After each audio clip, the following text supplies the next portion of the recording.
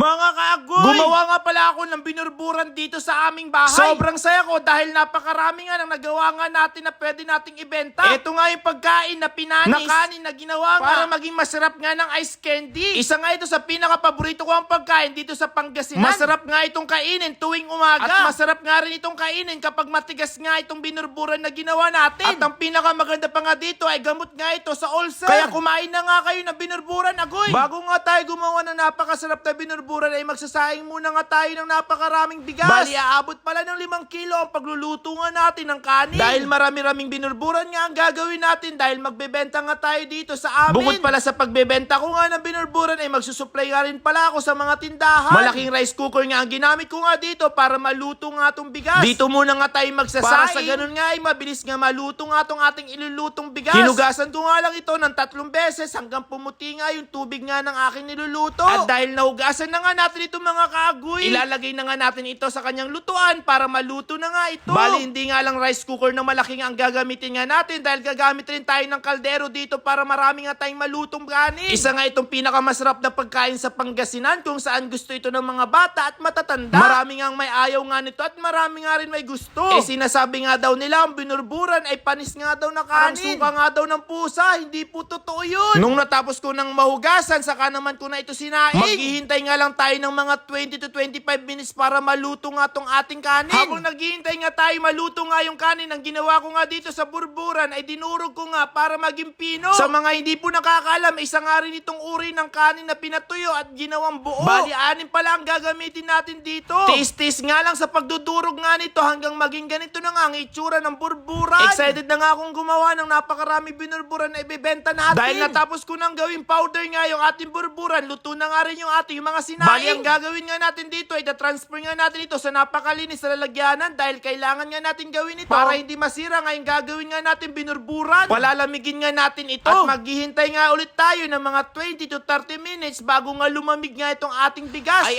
yung ating kanin. 3 lalagyanan nga rin ng ating ginamit dito para mailagay nga natin lahat nga ng nalutong kanin. Yung ganitong pagkain, ano kayang tawag sa inyo? Dito sa Pangasinan kasi binurburan ang tawag sa amin. Meron naman sa ibang lugar, burburan ang tawag. Kahit anong tawag nga ay pwede, basta't ang importante, masarap nga itong kainin. At kung titignan nyo nga dyan, sobrang dami nga yung niluto natin. Kaya habang pinapalamig nga natin, pumunta muna nga ako ng bukid para kumuha nga ng dahon ng saging na gagamitin natin. Malaking tulong nga itong dahon ng saging para ma-preserve nga natin ng maayos yung gagawin nga natin binurburan. Pumili na nga lang ako dyan ng napakaganda. At pagkatapos, pinainit ko nga ito sa kalan nga namin para kahit papaano ay matanggal nga yung mga bacteria or germs. Huhugasan ko sana ito ng safeguard dahil 99% of germs ay kaya nga tanggalin. Kaso yun nga lang, baka magkalasa nga yung ating binurburan na sabon. Masasayang nga lang yung ating pinaghirapan kapag ganun nga ang nangyari, agoy. Nung natapos na nga painitin nga yung binurburan, saka ako naman hinati nga ito sa 2. Bali, lumipas na nga ang mga 30 minuto. Kaya uumpisa na nga natin gumawa nga ng napakasarap na binurburan dito sa Pangasinan. Napakadali nga lang gawin ito at kaya nyo nga gawin ito kapag susundan nyo nga ang aking video. Naglagay muna nga tayo ng kaunti sa ating lalagyanan. At nailagay na nga natin yung kalahating lutong saka kanin. Naman tayo naglagay nga ng burburan sa ating kapag kanin. Kapag gusto nyo ang mas matapang, mas damihan nyo nga ang paglagay nyo nga ng powder nga ng burbur. Nung nailagay ko na nga ito, saka ako naman na hinalo-halo nga yung kanin. Para sa ganun nga ay kumapit nga yung mga nilagay nga natin. At ganun nga lang din ang ginawa ko nga sa mga ibang kanin. Naglagay nga lang ulit tayo ng maraming burbur. At saka naman natin hinalo-halo nga ulit ito. At pagkatapos saka naman natin pagsasamahin nga lahat nga ng mga kanin na nahaluan nga natin ng mga burbur. Para hindi nga kayo malito sa paggagawa nga ng binurburan kapag sinubukan nyo nga yung ganito. Ganito nga ang magiging sukat kapag gagawa nga kayo sa 1 kilong bigas. 1 bilog rin ng burburan ang gagamitin ninyo. 1:1 nga kumbaga. Ganun nga yung sukat ng paggagawa ko nga ng masarap na binurburan. At medyo matapang-tapang na nga iyon. Kapag gusto nyo naman hindi masyadong matapang, kalahatiin nyo nga lang yung bilog. Dahil kapag matapang nga ang paggagawa nyo nga sa binurburan, ay talagang malalasing nga kayo dahil alak nga rin ito. Yung mismong katas nga ng kanin, yan nga yung tinatawag na rice wine. At bali natapos na nga tayong gumawa ng napakaraming binurburan at hihintayin nga lang natin itong maluto after 6 days. Siya nga pala, kapag gagawa pala kayo ng ganito, bawal palang kamayin. Pwede nga kayong gumamit yan ng gloves o kaya mga sandok para mapanatili natin yung kalinisan nga ng ating ginagawang binurburan. Yung dahon nga ng saging mga kaagoy, ilalagay naman natin ito sa ibabaw ng ating ginawang binurburan. Ito nga yung magsisilbi na pantakip nga natin para hindi nga ito mapasukan ng mga